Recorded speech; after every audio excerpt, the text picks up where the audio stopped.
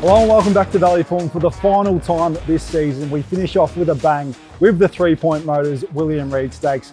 We've got no less than 6 black type races on the card. Joining me to go through it is Jared Timms from Ladbrokes. And Jared, this is a cracking way to finish.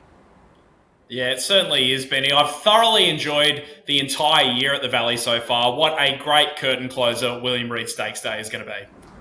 Well, race 7 is the DCE Alistair Clark Stakes. It's for the 3-year-olds over 2,040 metres. Are you with a colt or a filly here? I'm with a filly this year, Benny.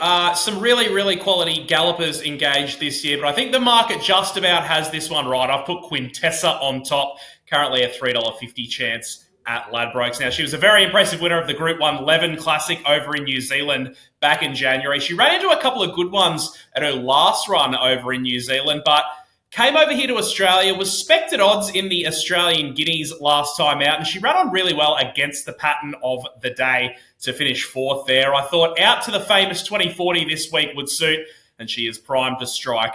In the quaddie, I'm looking a little wider here. Number 1, Apulia. Number 2, the Perth Raider Zipaway. Number 3, Sunsets, I thought might be over the odds here. And number 4, Verdad.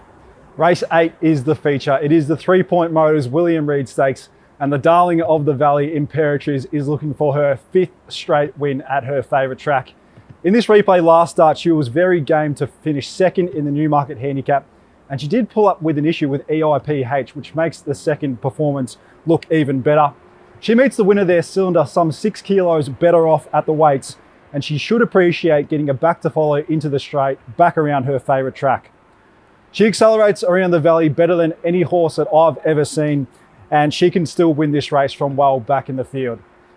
Of the others, I think Bella Nipotina will run well as Hypothetical, but in terms of the quaddie, we have to take her one out. Number 5, Imperatriz. Race number 9 is the Group 3 PKF Don Casbolt Classic for the 3-year-old fillies. And I've landed on the second up Gumdrops for Mick Price and Mick Kent Jr. Now, she's only made 4 appearances at the races so far, but she's yet to turn in a poor performance. Her win in the listed Crockett Stakes here at the Valley back in the spring was excellent, and she showed plenty of merit behind a couple of good ones like Hedged first up at Flemington earlier this month. She strips fitter, and something like this looks absolutely perfect for her, in my opinion. In the quaddie, I'm also going to include number 1, Platinum Jubilee, number 6, Inhibitions, number 13, Isthmus, and number 15, Count Your Blessings. Race 10 is the Ladbrokes Handicap. It's a benchmark 84 over 1,200 metres. And I think number 10, Is It Me, is one of the better $5 bets on the entire day for Daniel Bowman and Michael D.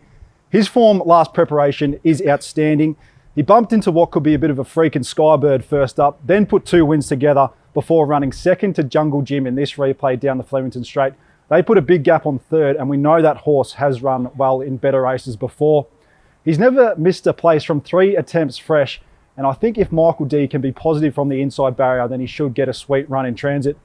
Grand Impact is the favourite and no doubt a talent, but he's been off for 500 days now and has the bar plates on for the first time. So from my perspective, he's easy to take on a win line.